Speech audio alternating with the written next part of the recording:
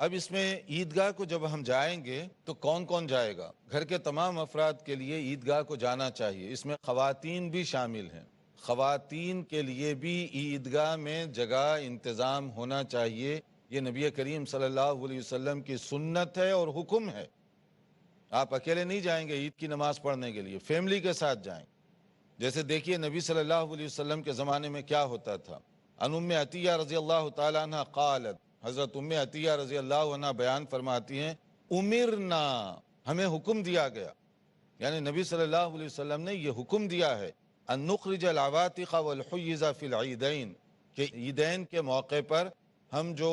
یعنی وہ جو منتلی بیماری آ گئی جن کو حائضہ عورتیں جو بڑی ہو چکی ہیں، یا اسی طریقے سے جو ابھی بڑی ہونے والی ہیں، یعنی تمام بڑی بچیاں بھی اور کم عمر بھی عورتیں بھی اور جو بچیاں ہیں وہ سب کی سب عیدگاہ کے لیے جائیں گی، یعنی فیملی کے ساتھ عید کی نماز میں جانا یہ مسنون ہے۔ حتیٰ کہ وہ عورتیں جو حالت حیض کی وجہ سے نماز کی حالت میں نہ ہوں، مینسس کی وجہ سے، وہ بھی عید کے لیے عیدگاہ کو جائیں گی، نماز نہیں پڑھیں گی مگر عیدگاہ کو جائیں گی۔ فرمایا گیا کہ وہ جب نکلیں گی تو کیا کریں گی؟ یشہدن الخیر ودعوت المسلمین وتعتزل الحیض المصلی، کہ جو ناپاکی کی وجہ سے نماز تو نہیں پڑھیں گی، عیدگاہ کے ذرا الگ رہیں گی، مگر مسلمانوں کی خوشی میں دعا میں شامل ہو سکتی ہیں۔ اس سے اندازہ کریں کہ نبی صلی اللہ علیہ وسلم کا یہ تاکیدی حکم ہے تمام خواتین، بچے اور بچیوں کے ساتھ عید کی نماز پڑھنے کے لیے جانا، یہ سنت ہے۔ نبی کریم صلی اللہ علیہ وسلم نے تاکیدی حکم دیا، اور یہ حدیث ہے بخاری اور مسلم کی۔ لیکن جیسے حدیث سے ہمارا رشتہ ختم ہوتا گیا، کمزور ہوتا گیا، کلچر غالب آتا گیا اور اپنے علاقے کی تہذیب غالب آتی گئی، اب اکثر و بیشتر جگہوں پر ایسے ہوتا ہے کہ عیدگاہ کے لیے عورتوں کی نماز کا کوئی بندوبست نہیں ہوتا،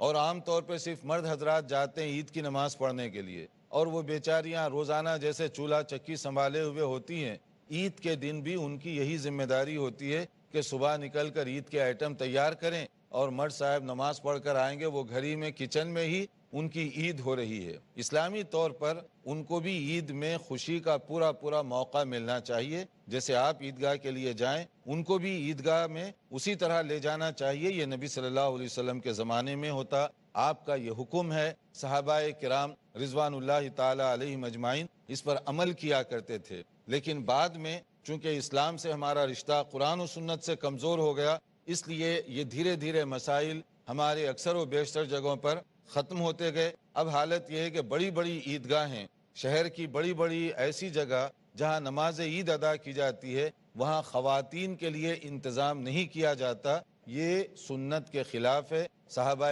کرام کے طریقے کے خلاف ہے۔ اس پر خاص طور پر توجہ دینا چاہیے کہ اگر ایک عورت اپنی بیماری کی وجہ سے منتلی نماز نہ بھی پڑھنے کی پوزیشن میں ہو تو بخاری اور مسلم کے مطابق حدیث کے کہ اس کو بھی جانا چاہیے، تاکہ وہ بھی خوشی میں شامل ہو سکے، کیونکہ سال میں 2 ہی موقع تو آتے ہیں، تو وہ خوشی میں شامل ہوگی، دعا میں شامل ہوگی، بے شک نماز نہیں پڑھے گی لیکن ان چیزوں میں شامل ہوگی۔ حتیٰ کہ ایک جگہ جیسے پوچھا گیا کہ کبھی ایسے ہوتا ہے کہ ہمارے پاس اتنی چادر، وہ برقع پردہ وغیرہ کے لیے کپڑا نہیں ہوتا، بعض خواتین نے پوچھا تو کیا کریں وہ؟ تو نبی صلی اللہ علیہ وسلم نے ان کو بھی پیچھے رہنے کی اجازت نہیں دی۔ آپ نے فرمایا کہ اگر برقع پردہ چادر نہیں ہے تو اپنے سہیلی سے بارو کر لے۔ مطلب یہ کہ اگر اپنا کپڑا نہیں ہے برقع پہن کر جانے کے لیے، اسے بھی نہیں کہا کہ آپ گھر میں بیٹھی رہیں،